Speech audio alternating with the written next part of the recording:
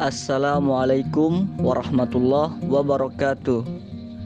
Kami dari kelompok 2 yang beranggotakan seperti yang tertera pada layar.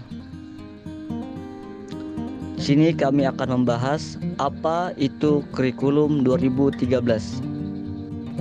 Apa sejarah kurikulum ke-13? Bagaimana karakteristik kurikulum ke-13? Apa saja keunggulan dan kelemahan kurikulum ke-13?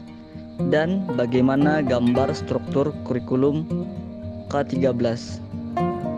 Mari kita simak video berikut. Sejarah kurikulum di Indonesia. Menurut Undang-Undang Nomor 20 Tahun 2003, kurikulum adalah seperangkat rencana dan pengaturan mengenai tujuan, isi, dan bahan pelajaran serta cara yang digunakan sebagai pedoman penyelenggaraan kegiatan pembelajaran untuk mencapai tujuan pendidikan tertentu.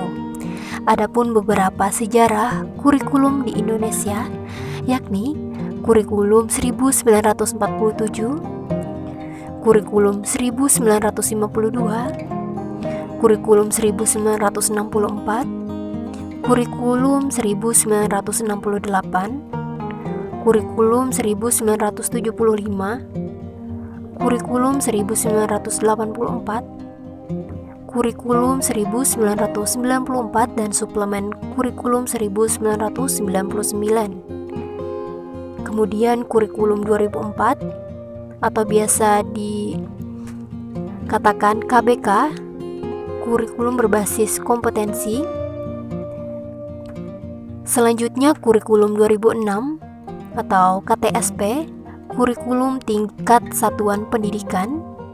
Dan yang terakhir, kurikulum 2013.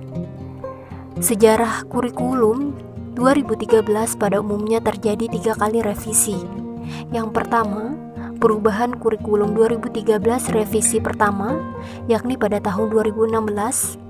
Yang kedua, kurikulum 2013 revisi 2, yakni pada tahun 2018. Dan yang ketiga, perubahan kurikulum 2013 revisi 2, yakni pada tahun 2018. Selanjutnya sejarah kurikulum 13.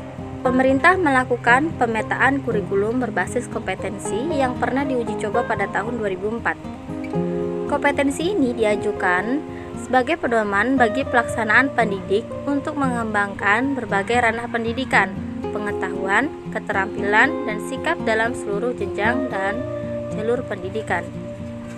Kurikulum 2013 berbasis kompetensi memfokuskan pada pemeroleh kompetensi-kompetensi tertentu oleh peserta didik.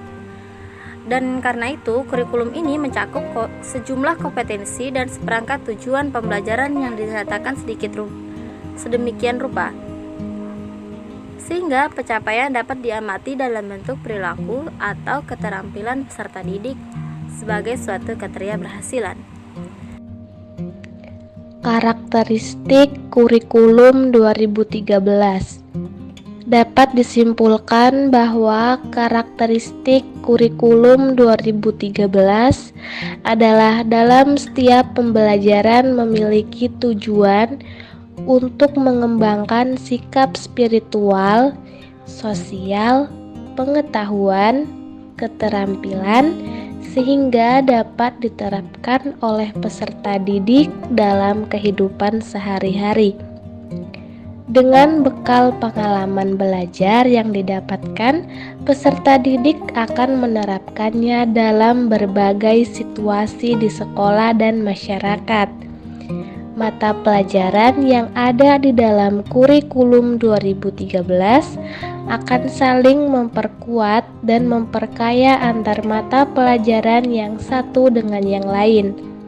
Begitu juga dengan setiap jenjang pendidikan akan saling memperkuat dan memperkaya pengetahuan yang ada di dalamnya. Selanjutnya adalah keunggulan kurikulum 2013. Yang pertama, siswa lebih dituntut untuk aktif, kreatif, dan inovatif dalam setiap pemecahan masalah yang mereka hadapi di sekolah. Kedua, adanya penilaian dari semua aspek. Penentuan nilai bagi siswa bukan hanya didapat dari nilai ujian saja, tetapi juga didapat dari nilai kesopanan, religi, praktek, sikap, dan lain-lain. Ketiga, munculnya pendidikan karakter dan pendidikan budi pekerti yang telah diintegrasikan ke dalam semua program studi. Keempat, adanya kompetensi yang sesuai dengan tuntutan fungsi dan tujuan pendidikan nasional. Kelima, kompetensi yang dimaksud menggambarkan secara holistik domain sikap, keterampilan, dan pengetahuan. Keenam, banyak kompetensi yang dibutuhkan sesuai perkembangan seperti pendidikan karakter, metodologi pembelajaran aktif, keseimbangan soft skills, dan hard skills. Yang ketujuh, siswa lebih dituntut untuk aktif, kreatif, dan inovatif dalam setiap pemecahan masalah. Hal yang paling menarik dari kurikulum 2013 ini adalah sangat tanggap terhadap fenomena dan perubahan sosial. Hal ini mulai dari perubahan sosial yang terjadi pada tingkat lokasi, nasional, maupun global. Yang kedelapan, standar penelitian mengarahkan kepada penilaian berbasis kompetensi seperti sikap, keterampilan, dan pengetahuan secara proporsional. Yang kesembilan, sifat pembelajaran sangat kontekstual.